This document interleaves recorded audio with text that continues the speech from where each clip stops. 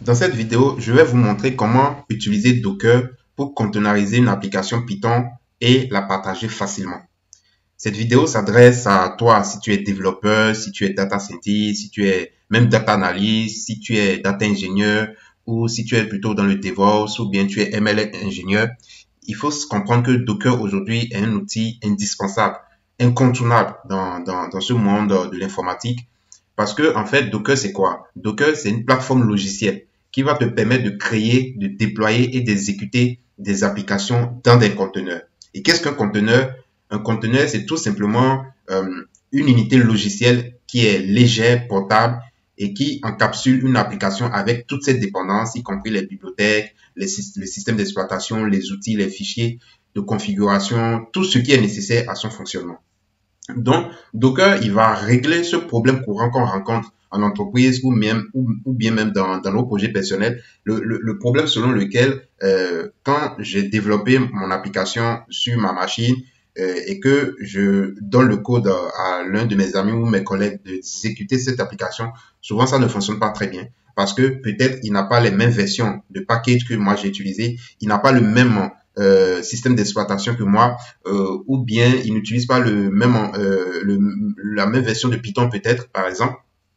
Donc, Docker il va venir régler tout ce problème, sachant que Docker ne s'applique pas seulement à Python. Vous pouvez utiliser Docker pour tous les langages de programmation. Donc, Docker, c'est vraiment un outil incontournable.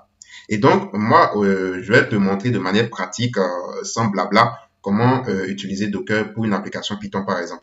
Donc, sans plus tarder, je vais t'inviter à télécharger et installer Docker. Donc, pour ce faire, c'est très simple. Tu vas juste dans Google, d'accord? Donc, tu ouvres une page Google, tu fais download Docker, ok? Et il te dirige sur le site docker.com, tu cliques sur ce site et il te propose d'installer le Docker qui correspond à ton système d'exploitation. Moi, j'utilise Windows, donc je vais télécharger le Docker for Windows, tout simplement. Si tu es sur Linux, tu vas télécharger le Docker pour Linux. Donc, c'est pas compliqué. Donc, tu cliques, tu télécharges le setup dans ton ordinateur et après, tu l'installes. Moi, je l'ai déjà fait, donc je vais pas le refaire. L'installation, elle est très simple. Franchement, ça s'installe tout seul, quoi. Une fois que tu as téléchargé le setup, tu le lances et c'est OK jusqu'à la fin. Franchement, c'est pas compliqué. Donc, ça, c'était pour le téléchargement de Docker. Maintenant, une fois que tu as installé Docker, il faut que tu le lances maintenant. Donc, je vais partir, tu vas soit dans le bureau où tu auras un raccourci ou bien comment on l'appelle? Ici, tu viens là, ici c'est un environnement Windows, donc tu appuies sur la touche Windows et tu cherches ton application Docker Desktop, tu le lances, et moi je l'ai déjà fait, et comme cela, ça va lancer le moteur Docker, parce que Docker c'est une application qui va tourner en arrière-plan de ton ordinateur, en back-end si tu veux, donc il faut quand même start l'engine, donc il faut démarrer le moteur Docker pour que ça fonctionne. Donc, tu le fais, et ensuite on pourra voir déjà quelques commandes Docker rapidement. Donc ici, je vais aller sur le terminal. Donc, tu cherches le terminal de ton ordinateur, de ta machine. Et on va taper Docker -version. Ça va t'afficher la version de Docker que tu as installée. Si rien ne s'affiche, ça veut dire que ton installation n'a pas marché, quelque chose n'a pas marché. Autre chose, c'est que tu peux taper Docker tout simplement. Donc, en tapant Docker tout simplement, il va te donner un certain nombre d'informations. Je ne vais pas aller dans le détail de ces informations, mais on retient juste que tout ça, c'est de la documentation en fait. D'accord? Regarde ici, par exemple, j'ai Management Command. Donc, c'est les gestionnaires de commandes. Si je prends Image, le gestionnaire de commande Image, c'est pour gérer les images. D'accord? Et le gestionnaire de commande Container, il est où? Container, c'est pour gérer les conteneurs. Dans Docker, pour le niveau basique, c'est vraiment image et conteneur. C'est ce dont tu as besoin de comprendre vraiment. Une image Docker, c'est quoi? Une image Docker, c'est en fait un modèle de déploiement portable et léger qui contient tout le nécessaire pour exécuter une application. OK? En fait, une image Docker, c'est ce qui va encapsuler ton application et son environnement d'exécution dans un format autonome et standardisé. Et par contre, un conteneur Docker, c'est une exécution, d'accord? C'est une exécution d'une image. Un conteneur Docker, c'est une instance exécutable d'une image Docker. OK? Donc, quand tu exécutes ton image, quand tu runs ton image, tu obtiens un conteneur. Ce conteneur va représenter ton application. Je vais pas aller dans la théorie. Vous pouvez vraiment trouver la théorie sur le net et sur des vidéos YouTube, par exemple, beaucoup plus détaillées. Ici, on va vraiment faire de la pratique. Donc, je vais te montrer le gestionnaire de commandes image avec quelques commandes que tu peux utiliser. Donc, si vous faites docker image help dans le tiret de 6, tu vas voir les commandes que tu peux utiliser avec ce gestionnaire de commandes. Donc, il y a par exemple la commande ls qui liste les images. Donc, si vous faites docker image ls, ça va me lister les images que j'ai en local. Pour le moment, je n'ai aucune image. Ok. Si j'avais des images, il allait me donner le nom de l'image, le tag, c'est un peu comme la version, c'est la version d'ailleurs, et l'identifiant de l'image, sa date de création et la taille que cette image occupe en mémoire de mon ordinateur. D'accord. Si je fais docker container container-help, là, ça va me montrer les différentes commandes que je peux utiliser avec ce gestionnaire de commandes. Je peux attache, je peux commit, je peux exec, je peux run, d'accord. Run, c'est pour créer un nouveau conteneur à partir d'une image. Je peux aussi lister les conteneurs que j'ai. Donc, si je fais docker container ls, ça va me lister les conteneurs que j'ai. Pour le moment, je n'ai aucun conteneur dans mon ordinateur. Donc, mon environnement Docker est totalement vide et c'est fait à dessein pour vous montrer vraiment pas à pas ce qu'on va faire dans dans ce tutoriel. Donc, voici quelques commandes Docker. Donc, on va passer maintenant à autre chose. Donc, tu as téléchargé et installé Docker Desktop, tu as lancé le moteur en ouvrant tout simplement l'application Docker Desktop. Je viens de te montrer quelques commandes Docker. Ce qui reste, c'est que nous allons partir au niveau de notre application. Donc, je vais ouvrir VS Code. Donc, ici, je suis dans un environnement virtuel Python et avec une application Streamlit. Je vais te faire la démo avec une application Streamlit. Ce sera valable pour n'importe quelle application que tu auras. C'est le même principe, ok? Que ce soit une application Flask, Django, tout ce que tu veux, même si c'est du JavaScript, tous les langages Docker ne dépend pas d'un langage. Au contraire, Docker peut fonctionner avec tous les. Tu peux créer une image de n'importe quelle application, d'accord? Donc, ici, mon répertoire de travail est très simple. J'ai un dossier app. Dans mon dossier app, j'ai tout ce qui concerne mon application Streamlit. OK? Et déjà, le Dockerfile, je vais le supprimer. Comme ça, je vais partir de zéro. On va voir ensemble. Delete. Je vais le supprimer. Et après, tout le reste, c'est inutile. Hein. Le README, c'est vraiment inutile. OK? Donc, là, je te conseille, quand tu as fini de développer ton application, de mettre tout ce qui concerne ton application dans un dossier que tu peux nommer app, par exemple, comme moi. OK, voilà. Ici, je travaille avec une application Streamlit multipage. Donc, c'est une application qui a plusieurs pages, en fait. OK, et je vais te montrer que l'application fonctionne bien. Donc, si je viens là, tac, j'ouvre ça. Je vais faire cd app pour aller dans le dossier app et je fais Streamlit run home.py. Donc, il va se lancer dans mon navigateur par défaut. En attendant qu'il se lance, je vais te montrer quelque chose qui est très précieux que tu dois avoir dans le dossier qui contient les fichiers de ton application. C'est le fichier requirement. Le fichier requirement, en fait, il te donne tous les packages nécessaires au fonctionnement de ton application ainsi que leur version. C'est très important. Il faut aussi avoir les versions. Donc, tu dois pouvoir avoir ce fichier-là. Moi, naturellement, j'ai Streamlit, j'ai YFinance, etc. Ça, c'est une application dont j'ai déjà un peu présenté sur ma chaîne YouTube à travers quelques vidéos. L'application est en train de s'ouvrir. On attend que ça s'ouvre.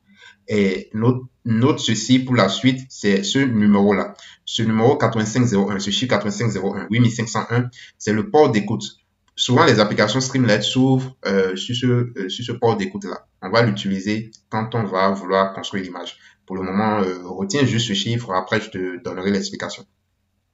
Donc, j'ai mon application, voilà, si je clique sur documentation, j'ai fait une petite documentation. En temps normal, l'application contient 4 pages, mais pour que le tutoriel ne soit pas lourd et long, pour que le code ne soit pas long et que l'image prenne du temps à être construite, j'ai réduit ça à 2 pages. Et d'ailleurs, la deuxième page, il n'y a rien. C'est backtesting, il n'y a rien. C'est la première page qui contient des choses. OK? Donc, on attend que la page s'exécute. Voilà la page analyse technique qui s'est lancée. Je vais vérifier que l'application fonctionne parce que avant de partager une application, il faut forcément que tu vérifies qu'elle fonctionne bien à ton niveau avant de vouloir la dockeriser en fait. Ok, donc je vais add volume rapidement, add bande de Bollinger, RSI. Ne te préoccupe pas de cette application. Toi, tu peux utiliser ton application à ton niveau. C'est le même principe. Je run l'analyse. et il va exécuter l'application. Si tout fonctionne bien, c'est que mon application fonctionne bien et que je peux passer à Docker. Donc, il me fait un preview data. Donc, j'ai vraiment la data frame par rapport à ce que j'ai renseigné ici comme marché boursier et comme aussi action. OK? Donc, j'ai bien ça. Je donne la main à l'utilisateur de télécharger en format CSV et j'ai aussi le graphique. Donc, OK, mon application fonctionne très bien. Je rappelle que j'ai une deuxième page, mais qui est vide. J'ai fait ça à dessin pour vous montrer que quand même, en fait, pour faire le tutoriel avec une application plus ou moins réelle, quoi. Je vais pas vous dockeriser une application Hello World, par exemple. Ça sert à rien. Donc ici, je suppose que, voilà, j'ai une application réelle quand même plus ou moins complète que je veux partager à mes collègues, à des amis à travers Docker. Sans qu'ils n'aient besoin d'installer quoi que ce soit sur leur machine et que ça fonctionne bien. D'accord? Quel que soit l'environnement qu'ils ont. Voilà, je vais stopper l'application. Je fais CTRL S au niveau du terminal. Voilà, et je fais la page. On revient à Docker maintenant. Donc, tu as le dossier qui contient tous les fichiers requis pour le fonctionnement de ton application et tu as le document qui est aussi dans ce dossier-là. C'est très important. Et donc, ce que tu vas faire maintenant, c'est commencer par créer un fichier Dockerfile. Mais avant le fichier Dockerfile, je t'invite déjà à installer l'extension Docker au niveau de VS Code, si tu utilises VS Code. Donc, tu vas au niveau des extensions. Dans la barre de recherche, tu tapes Docker et tu choisis le premier qui s'affiche. Le premier qui s'affiche, c'est Docker avec 31 millions, plus de 31 millions de téléchargements à ce jour. Donc, c'est le bon. Et moi, je l'ai déinstallé. C'est pour ça qu'il me propose la version, les touches désactivées et désinstallées. Mais toi, il va te proposer le bouton install. Donc, tu cliques seulement sur ce bouton-là. Ça va s'installer dans ton VS Code. Et comme ça, tu auras l'extension. Ça va nous faciliter la vie dans l'utilisation de Docker à travers VS Code.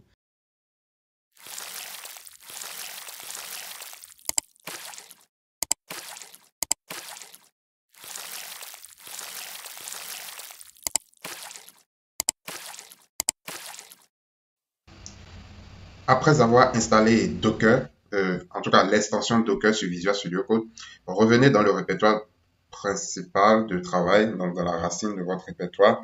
Et dans la racine du répertoire, nous allons créer un nouveau fichier. Donc, je fais New File. On va créer un nouveau fichier qu'on va nommer Docker File. Donc, notez que j'ai écrit un D majuscule. D'accord? Donc, écrivez aussi un D majuscule, c'est une convention.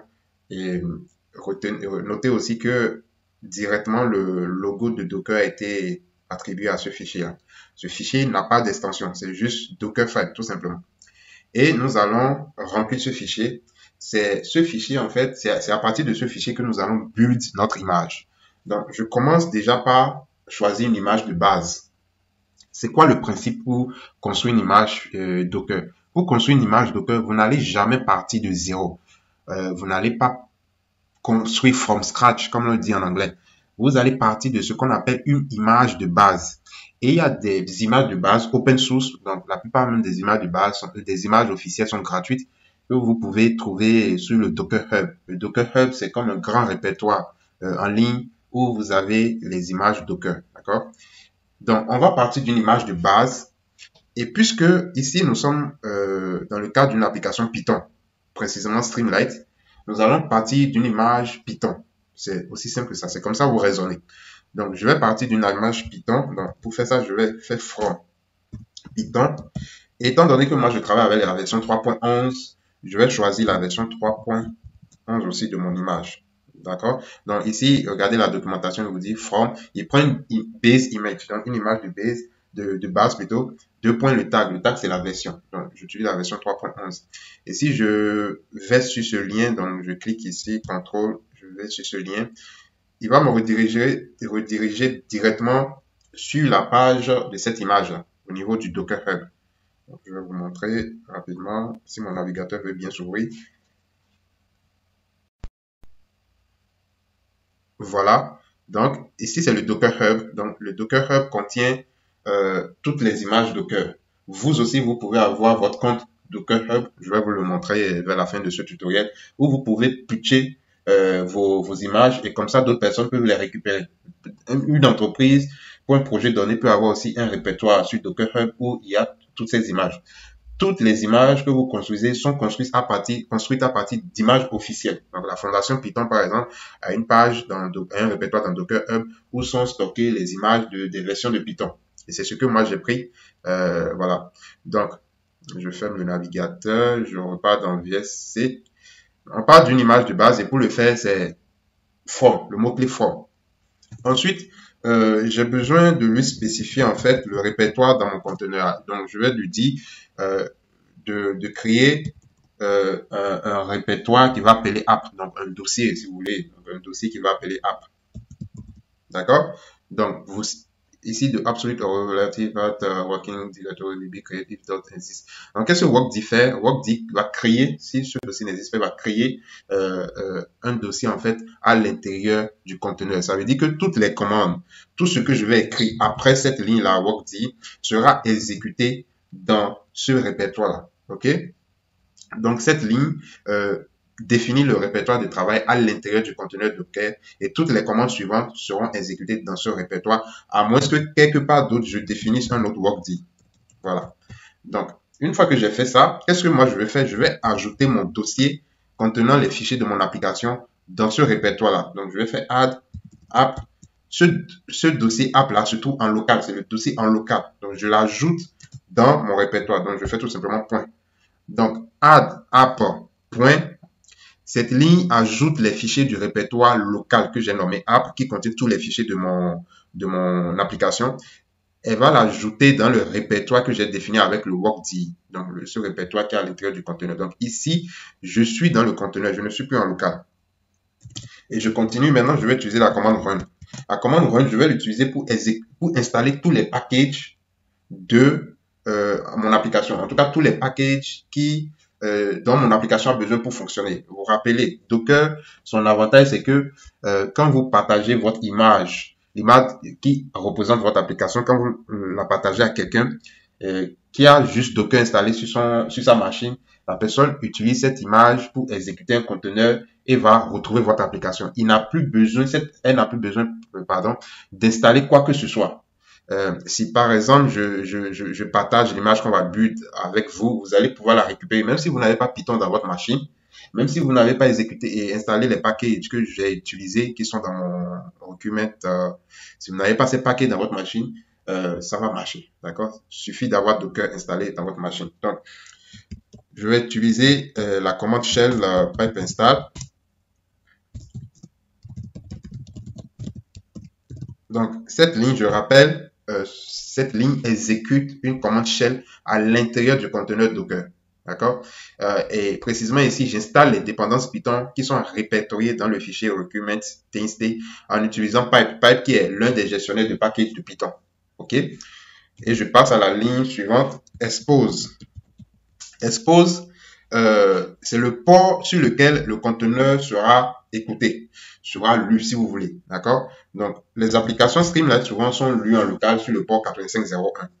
Donc, cette ligne expose 8501, en fait, permet d'exposer le port du conteneur Docker que je suis en train de vouloir construire. Donc, cela signifie que le conteneur sera configuré pour écouter les connexions sur le port 8501. Donc, c'est le créateur de l'image, c'est lui qui définit le port d'écoute de son application. C'est aussi simple que ça. Et pour finir, je vais utiliser la commande cmd. Pour cette commande, en fait, cette ligne va permettre d'exécuter le conteneur. C'est cette ligne qui va permettre d'exécuter le conteneur. Donc, qu'est-ce que je mets dans cette ligne? Pour exécuter une application Streamlit, qu'est-ce qu'on fait? On écrit Streamlit run, le nom du fichier. Donc ici, mon fichier, en tout cas le point d'entrée de mon application, c'est le fichier home.py, d'accord, le fichier Python home. Et donc, c'est ça que je mets en crochet ici, mais attention, je mets des guillemets. Je mets des guillemets, voilà. Voilà. Donc, comme vous le voyez dans la documentation, le premier élément que vous mettez dans le crochet, c'est l'exécutable. C'est quoi l'exécutable? L'exécutable, c'est le programme qui vous permet de lancer votre application. Une application Streamlit se lance avec le programme Streamlit. D'accord? Une application Python simple se lance avec le programme Python. D'accord? Une application Node.js se lance avec le programme Node. Et après, comme paramètre, vous pouvez avoir app.js. Dans le cas de Python, j'ai plutôt deux paramètres. J'ai le paramètre run après et j'ai le paramètre qui est le nom du fichier Python en question. D'accord? Et c'est tout. Je fais CTRL S. Je viens de construire le Dockerfile à partir duquel je vais build mon image.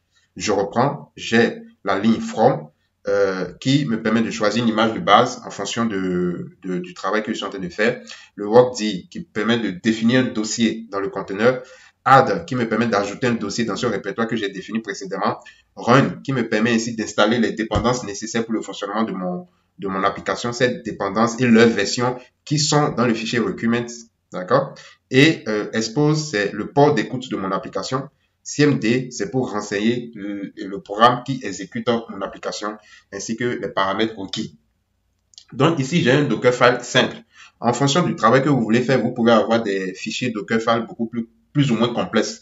Mais ici, c'est quelque chose qu'on peut retrouver dans la plupart des petites applications que vous pouvez être amené à construire. Une fois que j'ai défini mon Dockerfile, ce qui va suivre, c'est build l'image. Donc, je vais ouvrir le terminal. Donc, je fais New Terminal. Et j'attends qu'il me donne la main pour écrire la commande qui va me permettre de build l'image. Donc, pour build l'image, c'est très simple. Je vais faire Docker. Attention, je n'écris plus là. Hein. Il faut faire CTRL S. Donc, pour build l'image, vous utilisez la fonction Docker build. Si je fais -help, on va voir c'est quoi. Docker build -help, il me dit quoi? Donc, voilà, c'est les stats et build. Donc, les options. Moi, je vais utiliser l'option -t. Name and optionally tag. Donc, c'est pour pouvoir donner le nom de mon image. OK? Donc, je CTRL L. Donc, Docker build -t. Je donne le nom de mon image. Je vais mettre Josh Finance IMG. Je vais appeler mon image comme ça. Josh Finance IMG. Et je finis espace point. Pourquoi je mets espace point? C'est pour lui dire que mon Dockerfile, à partir duquel je veux build l'image, se retrouve dans la racine de mon répertoire principal. Donc, quand j'écris espace point comme ça, Docker, c'est que le Dockerfile se trouve dans la racine de votre répertoire. Il ne se retrouve pas dans un autre dossier. D'accord? Il ne se retrouve pas dans le dossier app, par exemple. Donc, il se retrouve ici dans... Et je vous conseille de toujours mettre votre fichier Dockerfile dans la racine de votre répertoire. Comme ça, vous ne vous emmerdez pas avec les histoires de chemin. J'exécute cette commande. Et je rappelle, c'est Docker build-t, le nom de l'image, espace point, pour signifier le chemin du Dockerfile. Et il a commencé par build mon image. Et je peux voir les étapes en temps réel. Donc, l'étape numéro 1, il est parti prendre l'image de base sur le Docker Hub, parce que moi, je n'ai pas l'image de Python dans ma machine. Donc, il est parti prendre ça sur le Docker Hub. Et voilà, j'attends, il va passer à l'étape 2. L'étape 2, c'était quoi? C'est définir le workd. Donc, ça, c'était simple. C'était simple.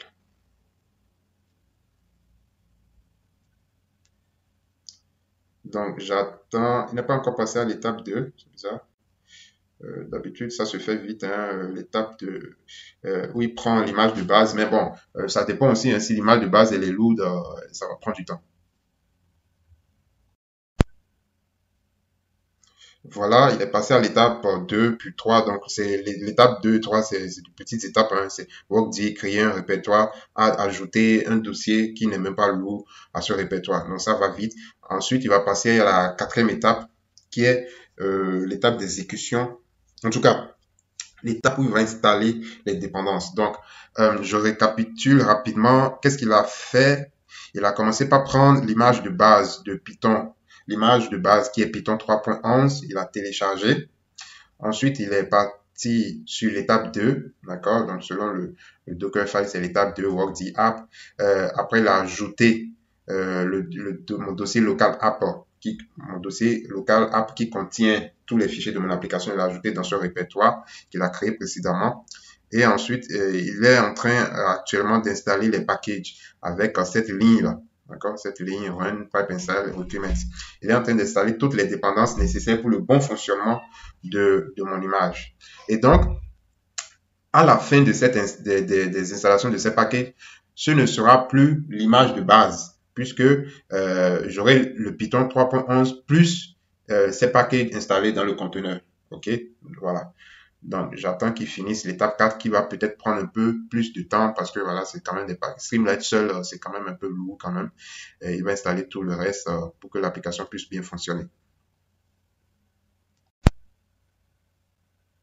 Donc, vous voyez que l'installation des packages est en train de se faire, mais ce n'est pas en local. Ce n'est pas dans mon ordinateur, ça se passe.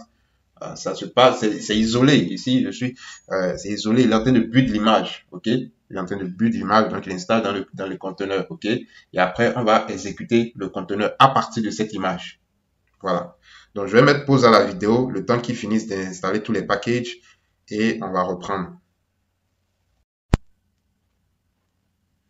Voilà, il a fini l'installation des packages nécessaires pour le bon fonctionnement de mon application. Il passe maintenant à Exporting to Image. Donc, il commence par exporter les layers. Les layers, c'est quoi? Et, après l'image de base, tout ce qui se passe après, on peut dire c'est une couche. D'accord?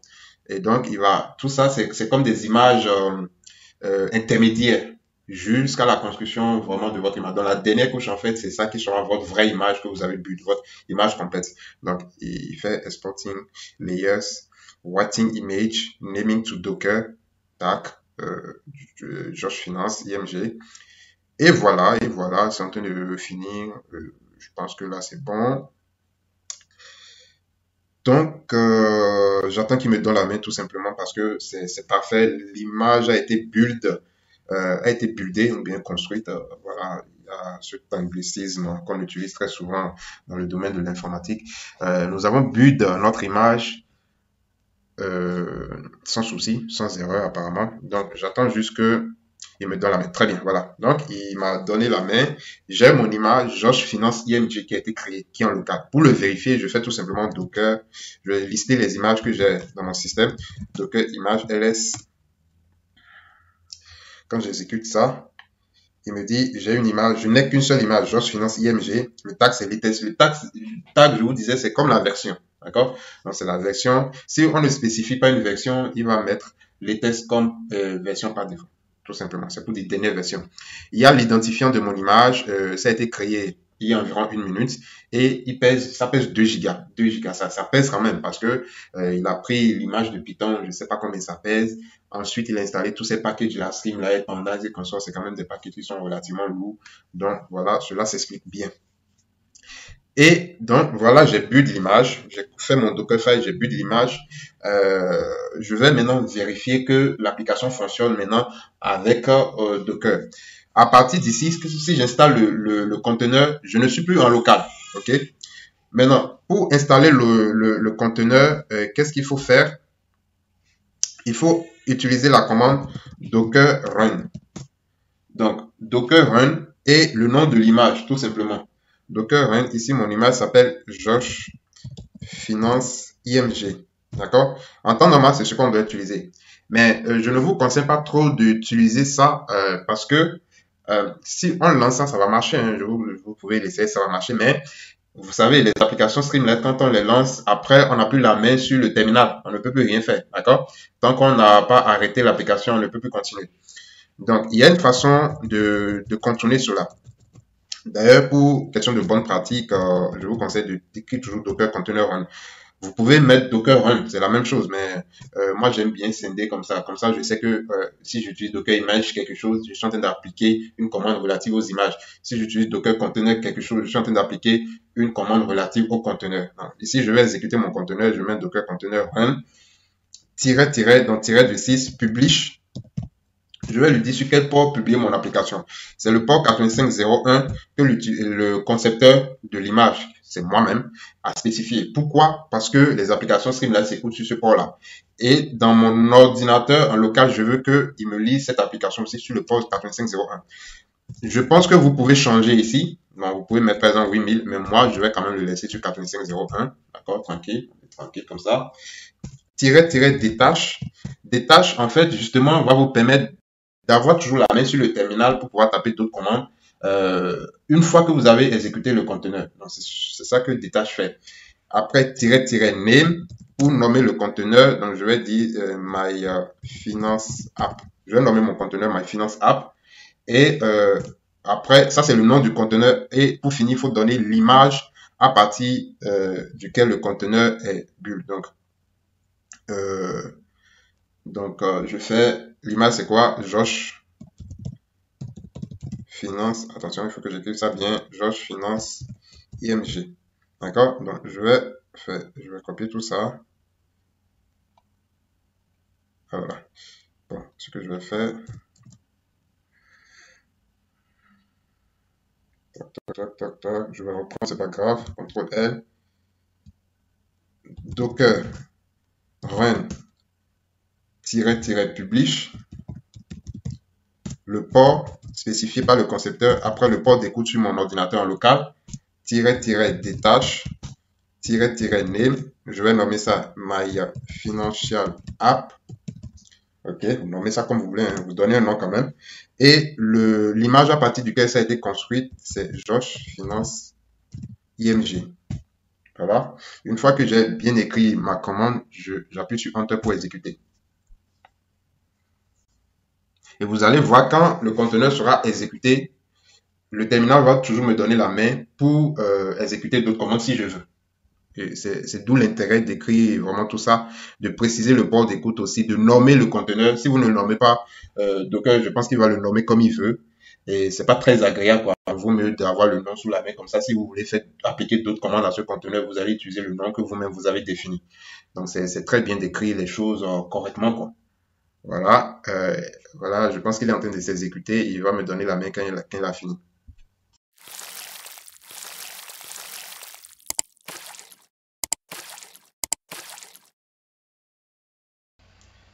Alors, j'ai à nouveau la main au niveau du terminal. Cela veut dire que ma commande précédente a été exécutée avec succès. Donc, il n'y a aucune erreur.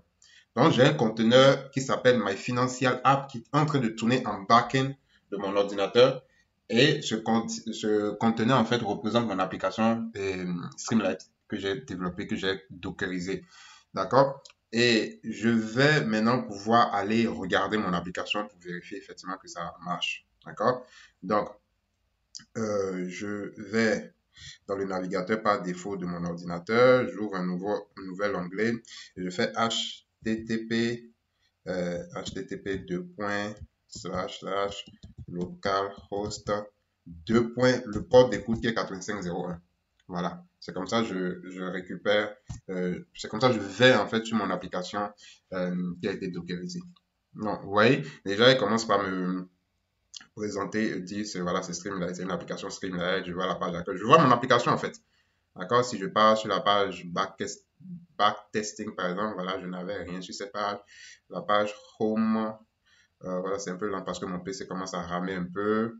Je retrouve la documentation, la page analyse technique, elle va charger, elle va prendre le temps de charger, ça peut prendre un peu de temps.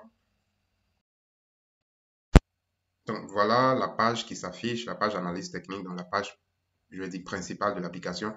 Et on va encore faire un test. Donc ici, je mets les paramètres que je veux. Machin, tac, tac, tac. Je vais mettre un autre marché, je vais mettre par exemple le CAC 40, la bourse de Paris. Je vais mettre, normalement ça va changer automatiquement, hein. Je mets le CAC 40, il va changer automatiquement. Peut-être c'est parce que ça rame un peu. Alors, qu'est-ce qui se passe?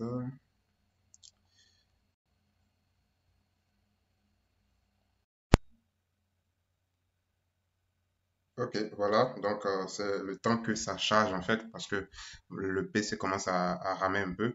Donc quand je choisis K40, effectivement, j'ai les tickers, donc les sociétés du CAC 40 qui s'affichent et je peux choisir l'une d'entre elles. Par exemple, je vais choisir Crédit Agricole, pourquoi pas, et je fais Run Analysis. Et donc l'application va tourner et me donner le résultat escompté. Voilà le résultat escompté. Donc ici, j'ai les données, d'accord, dans la data frame des données. L'utilisateur peut télécharger au format CSV et il a le graphique compte tenu de ce qu'il a spécifié ici. Donc, ne vous préoccupez pas de l'application, c'est juste une démo, une application que j'ai utilisée pour vous montrer comment vous pouvez dockeriser une application Python. Cela est valable pour une application Flask, Django, etc. Donc, c'est le même principe. Même pour des applications dans d'autres langages, ce sera forcément le même principe. Ok, Donc, notre conteneur, il fonctionne très bien, d'accord? Je vais retourner dans Visual Studio Code. Je vais retourner dans Visual Studio Code, peut-être je vais fermer ça, je n'en ai plus besoin. Et je vais retourner dans VSC et on va voir autre chose. Donc, j'ai construit mon image, j'ai construit le conteneur. Je peux, si je fais, je vous montre la commande. Si je fais docker container ls-a, je vais voir tous les conteneurs actifs en local. Je vais m'afficher les conteneurs actifs en local.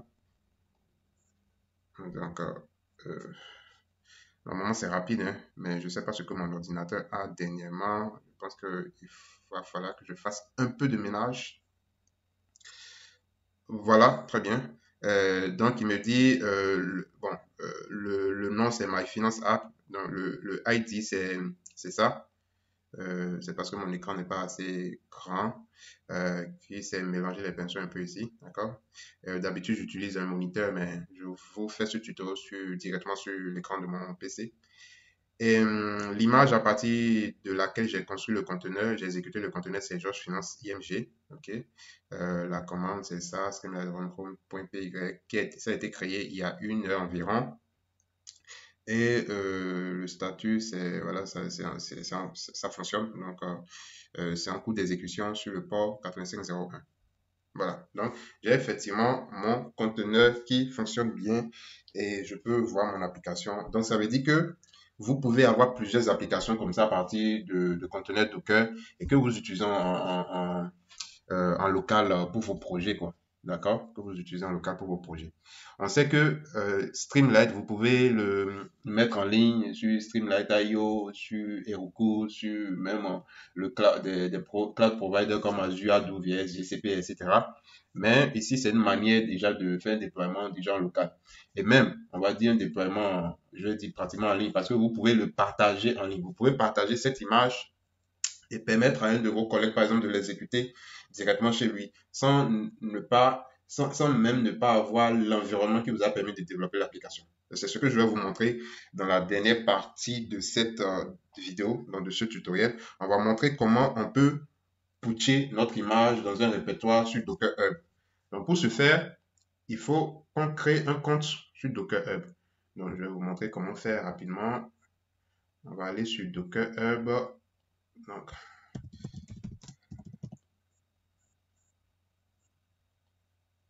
je vais aller sur Docker Hub.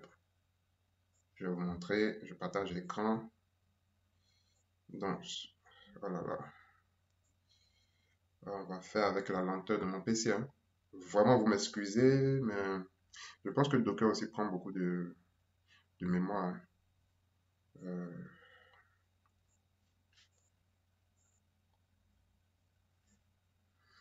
Donc, voilà. Donc, sur Docker, donc, il vous suffit d'aller sur hub.docker.com. D'accord? Pour aller sur le Docker Hub. Et donc, vous allez sur hub.docker.com et vous créez un compte. C'est très simple. C'est comme si vous créez un compte GitHub, par exemple. C'est très simple. Et donc, moi, je vais créer un répertoire.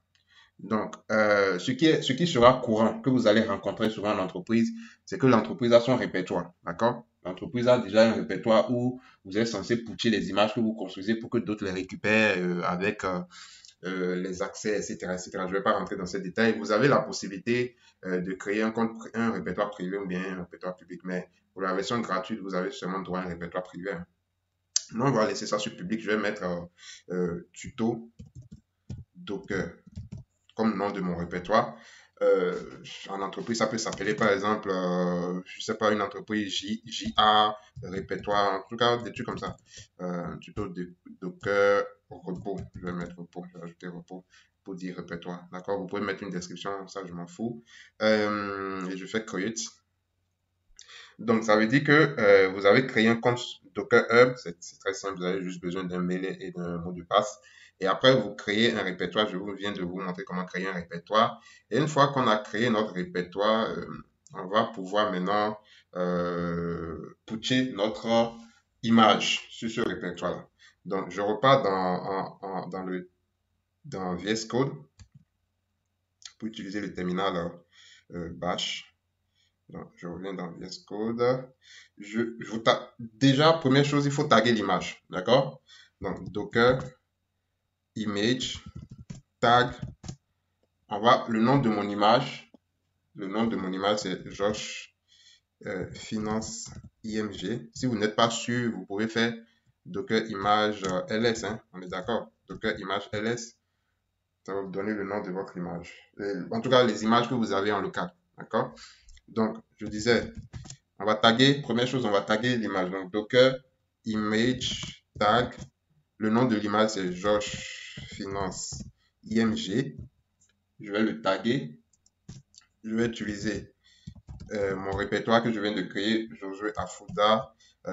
Donc, le nom de mon compte Docker Hub, c'est Josué Afouda. Donc, vous aussi, quand vous allez créer un compte Docker Hub, vous aurez un nom d'utilisateur. D'accord? Vous aurez un nom d'utilisateur, c'est ici, bien sûr. Regardez, je vous montre encore. C'est ça votre nom d'utilisateur. Donc, pour moi, c'est Josué Afouda. Donc, pour tous vos répertoires, il y aura le nom de votre compte, donc, et slash le nom du répertoire. Donc, le répertoire, c'est tuto Docker Repo. Donc, le repas sur VSC. Donc, tuto Docker Repo. OK. Et je dis version 1. Ça veut dire, j'ai tagué l'image. OK. J'exécute. Voilà, c'est bon. Et après, maintenant, ça va taguer l'image. Je vais pusher ça sur ce répertoire-là. Je fais Docker push Josué Afouda tuto Docker Repo. Dans le nom de mon répertoire, je n'oublie pas le tag version 1. Tout simplement. OK? Je fais le push.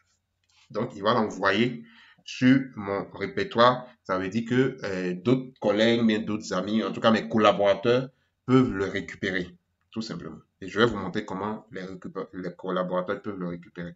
Donc, j'attends qu'il push, qu'il finisse de pusher l'image. Il dit de push refer to repository, machin, tac. Il va le pusher. Donc, il est en train de préparer. Ouais, il met waiting. Ça risque d'être un peu long parce que l'image est quand même en load. Hein, on parle du giga. Hein.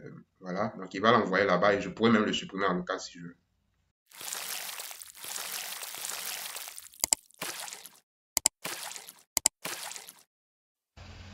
Une fois que la commande de push de notre image a fini de s'exécuter au niveau du terminal, on peut revenir dans notre compte Docker Hub pour vérifier si l'image est effectivement présente dans le répertoire que nous avons déclaré.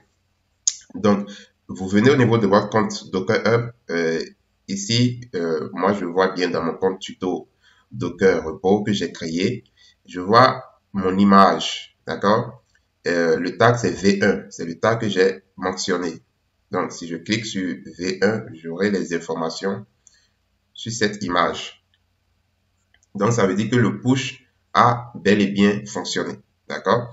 Donc ici, j'ai les images layers, j'ai les vulnérabilités, d'accord? Je peux regarder, bon, c'est de la doc, je pense. Et après, le système Linux, la taille, etc.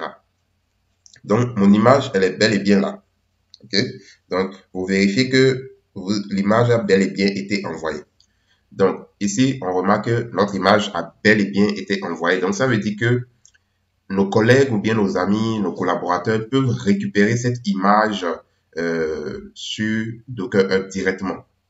Donc, c'est une manière efficace de partager les images de nos applications. Et c'est ce que je vais vous montrer, comment on peut récupérer l'image. Donc, je vais retourner dans Visual Studio Code et utiliser le terminal notamment. Donc, ici, je vais, attention, ça rame un peu.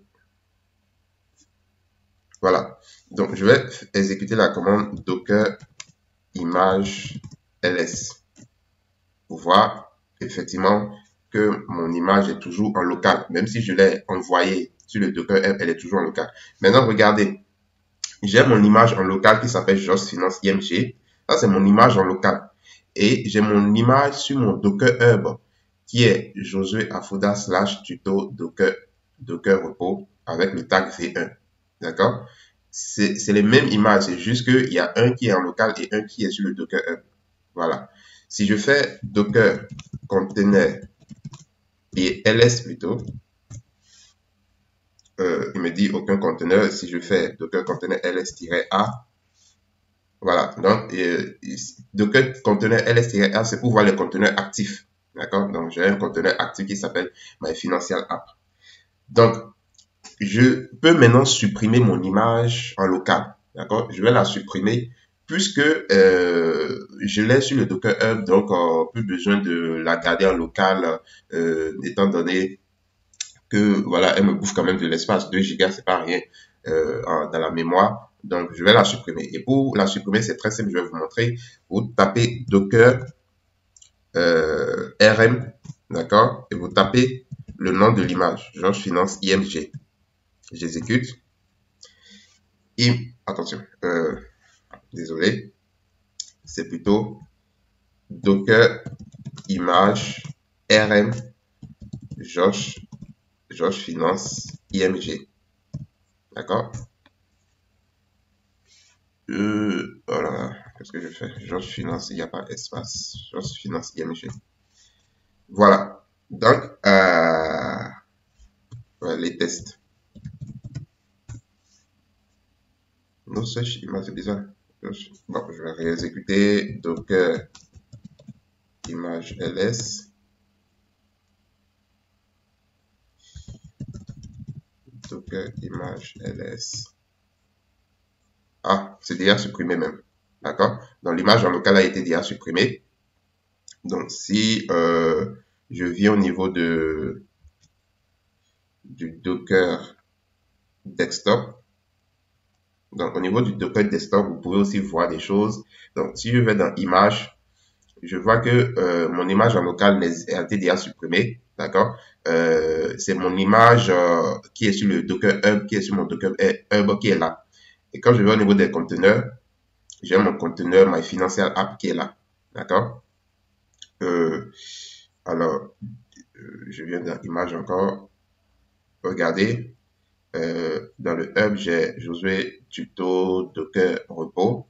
En local, bon, je vais le supprimer aussi. Ok, je vais le supprimer. Comme ça, on est sûr que tout est supprimé.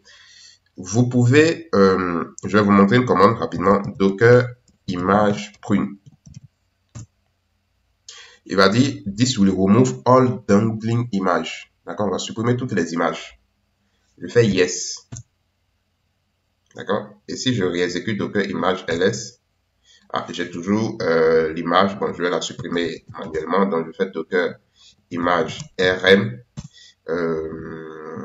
rm Josué Afuda / tuto Docker repos, d'accord, v1 conflict. Regardez, il dit il y a un conflit. Un app to remove repository reference machin that is using. Donc, parce que il ne peut pas le supprimer parce que un conteneur est en train de l'utiliser. D'accord? Donc, je vais supprimer le conteneur.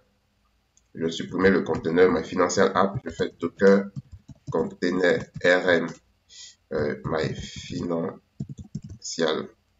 App. Donc, pour supprimer le conteneur, vous faites cette commande-là. Docker container rm My Financial App.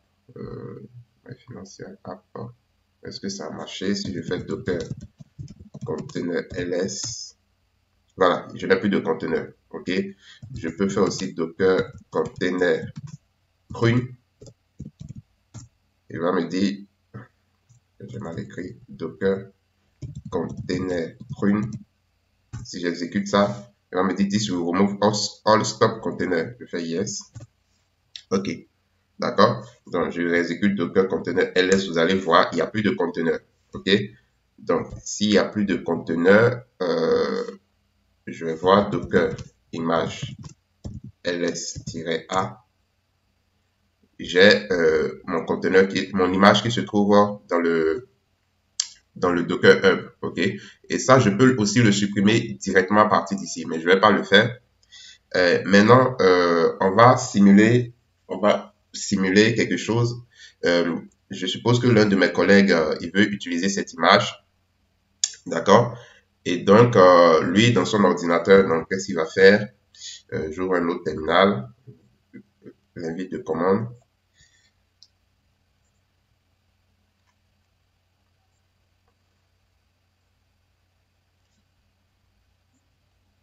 Donc, je suppose, franchement, je devais le faire peut-être dans un ordinateur pour que ça soit réaliste.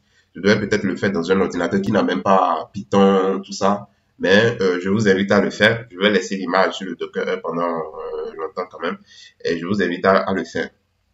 Donc, euh, si je veux run l'image, je fais tout simplement Docker run, d'accord? J'applique la même commande que j'ai appliquée pour run l'image en local. Donc, je fais Docker run. Donc, je suppose mon collègue, il est sur son ordinateur, il a Docker seulement. Il fait Docker run, publish 8501, 82.8501, détache. Il va nommer son conteneur, il va dire, je vais dire euh, collègue app. D'accord? Et l'image ici, attention, l'image, c'est bel et bien Josué Afouda slash tuto. L'image qui se trouve dans le Docker Hub, tuto Docker Hub. D'accord? Attention, tuto Docker repos 2.v1. D'accord? Donc, il exécute cette commande docker run-publish 8501 2.8501-détache-name et il a nommé sa collègue app. Il va prendre à partir de mon image qui se trouve dans le Docker Hub. D'accord? Et je vais exécuter ça.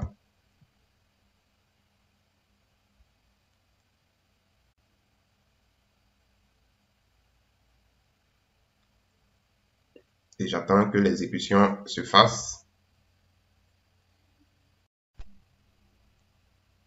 Voilà. Donc, l'exécution est terminée. J'irai dans mon navigateur pour ouvrir l'application. Ça, je vous l'avais déjà montré. Et je vous invite aussi à exécuter cette commande à votre niveau. Donc, installez Docker et exécutez directement. Donc, vous installez Docker, vous faites le Start Engine, donc vous ouvrez le Docker Desktop sur votre machine et vous installez cette commande. Vous allez voir automatiquement, même si vous n'avez pas Python installé dans votre machine, automatiquement l'application va s'ouvrir. Donc, je vous montre comment l'ouvrir encore une fois. Donc, je vais dans le navigateur, je fais http localhost,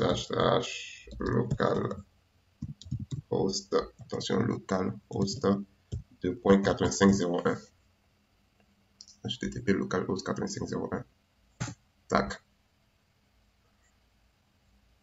Voilà, donc ça marche bel et bien. Ok, ça marche. Donc, j'ai mon application, j'ai le backtesting, je peux aller sur le home, je peux voir la documentation, je peux voir l'analyse technique. Bon, ça va prendre un peu de temps pour charger, parce que c'est un peu lourd quand même. Non, non, bon, c'est bon, c'est apparu, je peux exécuter. Donc, je vais choisir d'afficher seulement le RSI et la moyenne mobile, par exemple. Et j'exécute l'analyse, ok, dans le collègue, il regarde, donc je suppose que je suis ce collègue-là, et je regarde, ok, ça marche bien, ton image fonctionne bien, j'ai exécuté le conteneur à mon niveau, et je retrouve l'application, c'est parfait, d'accord? Et vous pouvez ainsi partager l'image à vos collègues facilement. Nous sommes à la fin de ce tutoriel où vous avez appris beaucoup de choses pratiques sur Docker. Vous avez appris déjà à installer Docker dans Docker Desktop.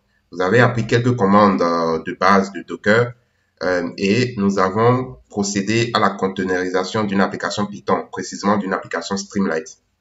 Donc, vous avez appris comment construire le Dockerfile, comment build l'image, comment exécuter un conteneur plutôt à partir de cette image, comment lire l'application en local, dans l'application containerisée en local. Et surtout, pour finir, vous avez appris comment envoyer votre image dans un répertoire sur Docker Hub pour que vos collègues et collaborateurs puissent les récupérer facilement et efficacement. Donc ça, c'est l'essentiel à connaître sur le Docker Container et le Docker Image. Il y a encore beaucoup de choses à connaître sur Docker, les volumes, Docker Composer, etc. Docker Compose, etc. Je ferai peut-être d'autres vidéos sur ces parties de Docker, mais déjà, maintenant, à présent, vous pouvez encapsuler une application dans un conteneur Docker.